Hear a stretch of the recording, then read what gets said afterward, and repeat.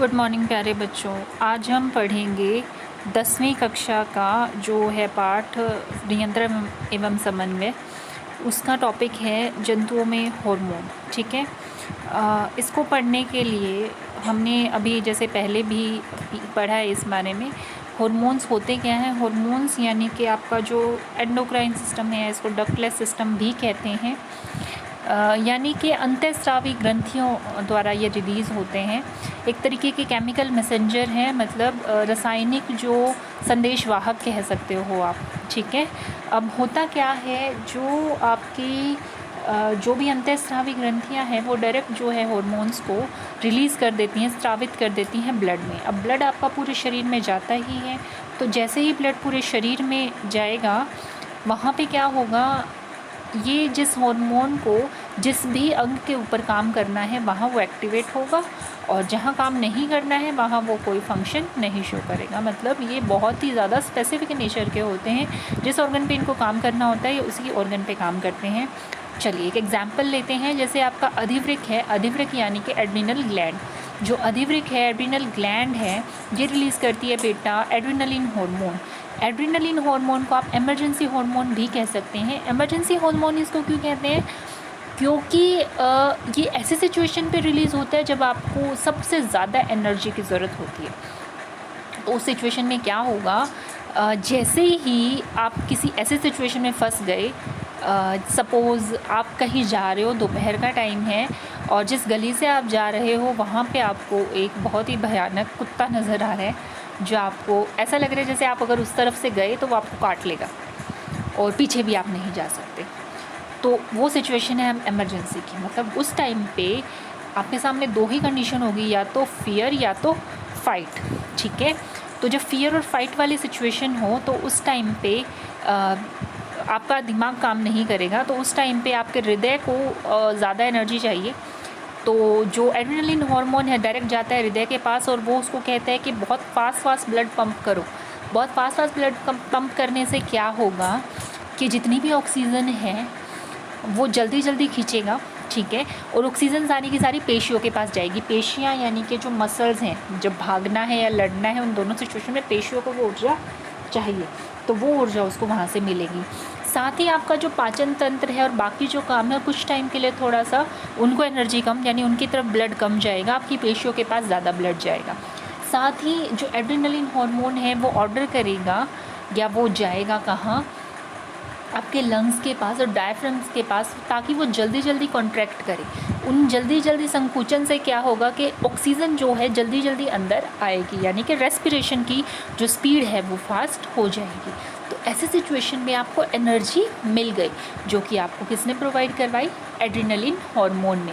तो adrenaline hormone जो है बेटा, ये एक तरीके से हार्मोन है जो कि आपको इमरजेंसी सिचुएशन में फ़ाइट करने में हेल्प करता है। अब हम दूसरे हार्मोन्स की तरफ चलते हैं। जैसे ये आपको दो डायग्राम्स नज़र आ रहे हैं। दोनों डायग्राम्स में मेल और फीमेल अलग अलग नज़र आ रहे हैं। बाकी सारे हार्मोन्स बिल्कुल सेम है, सिर्फ एक अंडाशय और जो आपका वृषण है वो अलग अलग हैं। ठीक है। अब जैसे अवटु ग्रंथि को लेते हैं सबसे पहले। अवटु जो ग्रंथि है ये क्या करती है, ये बनाती है बेटा थायरोक्सिन हार्मोन। और थायरोक्सिन हार्मोन जो होता है बॉडी में बहुत सारे काम को वो रेगुलेट करता है, जैसे कार्बोहाइड्रेट, प्रोटीन्स का जो डाइजेशन है, रेगुलेशन है, उनको नियंत्रित करने का काम किसका है? अवटु ग्रंथि का है। ठीक है। अब होगा क्या कि अगर आपने जैसे एड्स में भी देखा है कि आयोडीन युक्त नमक खाना चाहिए, उससे क्या होगा, थायरोक्सिन बनने में हेल्पफुल होता है। अगर आपने आयोडीन युक्त नमक नहीं खाया तो उस टाइम पे क्या होगा, जो आपका अवटु ग्रंथि है वो ये बना नहीं पाएगी थायरोक्सिन। ठीक है। फिर थायरोक्सिन की कमी की वजह से आपको एक बीमारी हो सकती है जिसको आप बोलते हैं गोइटर, घेंगा। ठीक है।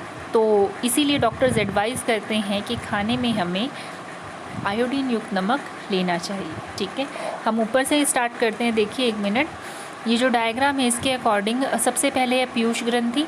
ठीक है। पाइनियल ग्लैंड, फिर है हाइपोथैलेमस, अवटु ग्रंथि, परावटु ग्रंथि, थायरॉयड ग्रंथि, उसके बाद है आपका अग्नाशय, और अधिवृक्क, और फीमेल्स में है अंडाशय और मेल्स में है वृषण।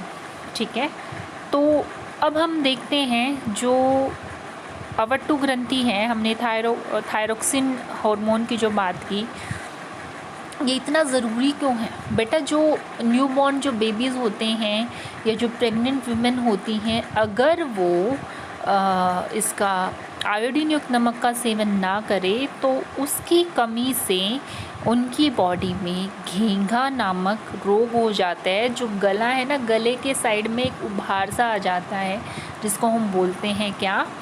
गॉइटर। ठीक है, तो उस बीमारी से बचने के लिए भी हमें आयोडीन युक्त नमक का सेवन करना चाहिए।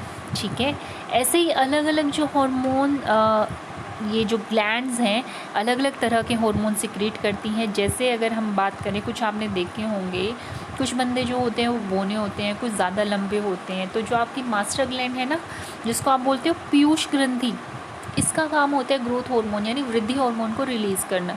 ठीक है, अगर ये टाइम टू टाइम जो ग्रोथ हार्मोन है वो रिलीज़ कर देती है, वृद्धि हार्मोन रिलीज़ करती है, तो हाइट नॉर्मली इंसान की बढ़ती रहती है।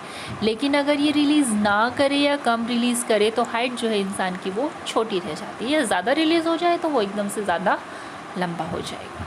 ठीक है, सो ये रेगुलेट करती है, वृद्धि हार्मोन जो है वो आपके रेगुलेट होते हैं आपकी पीयूष ग्रंथि से। वैसे देखा जाए तो पीयूष ग्रंथि कम्प्लीटली एक मास्टर ग्लैंड है, मास्टर ग्रंथि इसको कहते हैं, क्योंकि ये सारी अदर ग्लैंड्स को रेगुलेट करती है। रेगुलेट करने का मतलब है कि अगर कुछ चीज़ मनमानी है तो स्टिमुलेट करेगी कि बनाओ, और अगर वो चीज़ ज़्यादा हो गई तो उसको रोकने का काम भी इसी का है कि मत बनाओ, इसीलिए इसको बोलते हैं मास्टर ग्लैंड। ठीक है, उसके बाद है जैसे 10 से 12 साल की एज में आपने देखा होगा कि जो फीमेल्स हैं और जो मेल्स हैं, मतलब लड़के और लड़कियां हैं, इनके अंदर सेकेंडरी सेक्सुअल कैरेक्टर्स जो है डेवलप होने शुरू हो जाते हैं।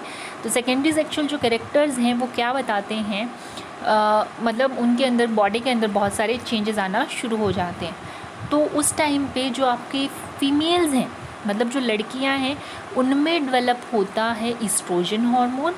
ठीक है, जो आपकी अंडाशय हैं वो बनाते हैं, और जो लड़के हैं यानी कि मेल्स हैं, उनमें होता है वृषण से बनता है टेस्टोस्टेरोन हार्मोन। ठीक है, इनका काम है वही सेकेंडरी सेक्सुअल कैरेक्टर्स को मेंटेन करना।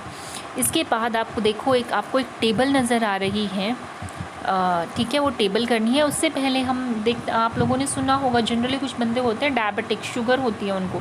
शुगर क्यों होती है किसी को? क्योंकि हमारी बॉडी में एक ऑर्गन है जिसको बोलते हैं अग्नाशय, पैंक्रियाज।